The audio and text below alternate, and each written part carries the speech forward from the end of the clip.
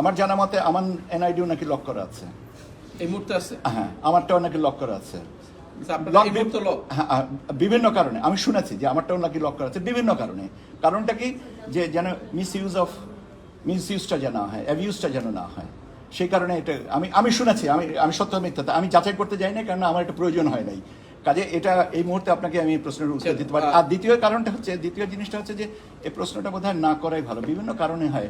এখন কারোর ব্যক্তিগত বিষয়গুলো নিয়ে আমার মনে হয় আমারটা আছে, আমি শুনেছি, আই এম নট কনফার্ম।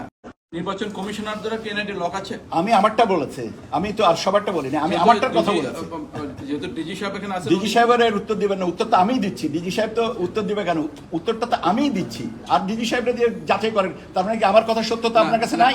আমি যেহেতু উত্তরটা পাইনি যে কমিশনার দ্বারা এনআইডি লক আছে, আমি বলছি তো যে আমারটার কথা বলছেন। এর বিষয়ে তো আসলে কারোর এই সমস্ত ব্যক্তি পর্যায়ের তথ্য নেওয়াটা সঠিক না। আপনি সামগ্রিকভাবে যেটা বলেছেন কতগুলো আইডি লক আছে সেটা সম্পর্কে একটা বলা হচ্ছে, কিন্তু কারটা আছে এটা সম্পর্কে বোধহয় আমার মনে হয় যে আমাদেরও তথ্য সীমিত।